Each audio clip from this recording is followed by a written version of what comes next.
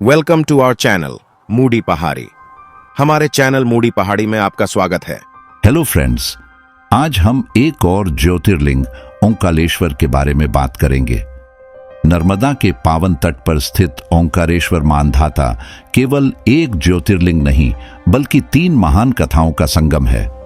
पहली कथा जुड़ी है विंध्याचल पर्वत के अधिपति विंध्य से। कहा जाता है कि अपने द्वारा किए गए पापों से मुक्ति पाने के लिए विंध्य ने रेत और मिट्टी से शिवलिंग बनाकर भगवान शिव की आराधना की। उनकी भक्ति से प्रसन्न होकर शिव यहाँ 2 रूपों में प्रकट हुए, ओंकारेश्वर और अमलेश्वर। मिट्टी का लिंग ओम के आकार का था, इसी से यह द्वीप ओंकारेश्वर कहलाया। दूसरी कथा है महान राजा मानधाता की, जो भगवान श्री राम के पूर्वज माने जाते हैं। राजा मानधाता ने नर्मदा किनारे इस पर्वत पर घोर तपस्या कर भगवान शिव को प्रसन्न किया और उनसे यहीं निवास करने का वर मांगा। शिव ने वरदान दिया और यह नगरी ओंकार मानधाता के नाम से प्रसिद्ध हुई। तीसरी कथा देवताओं और दानवों के युद्ध से जुड़ी है। जब दानवों ने देवताओं को पराजित कर दिया, तब देवताओं ने यहीं नर्मदा तट पर भगवान शिव की उपासना की। प्रसन्न होकर भगवान शिव ओंकारेश्वर ज्योतिर्लिंग रूप में प्रकट हुए और दानवों का संहार किया। इस प्रकार भक्ति, तपस्या और देवत्व तीनों की शक्ति से ओंकारेश्वर प्रकट हुआ। जिस ओंकार का उच्चारण सृष्टि की रचना के समय स्वयं ब्रह्मा के मुख से हुआ, जिसके बिना वेदों का पाठ भी अधूरा है, उसी ओंकार का भौतिक स्वरूप यह ओंकार क्षेत्र माना जाता है। कुछ लोग मानते हैं कि यह पूरा पर्वत ही ओंकार स्वरूप शिव है। शास्त्रों में कहा गया है कि नर्मदा क्षेत्र में ओंकारेश्वर सर्वश्रेष्ठ तीर्थ है।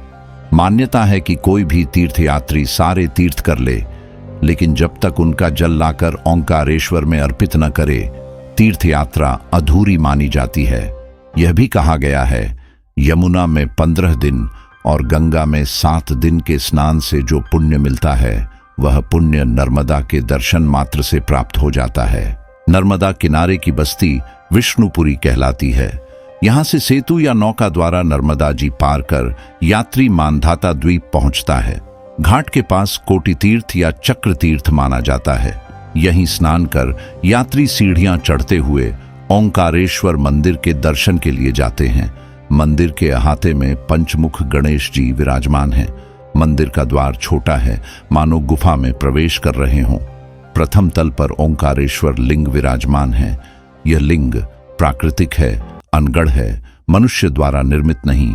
लिंग के चारों ओर सदैव जल भरा रहता है और यह शिखर के ठीक नीचे नहीं स्थित है।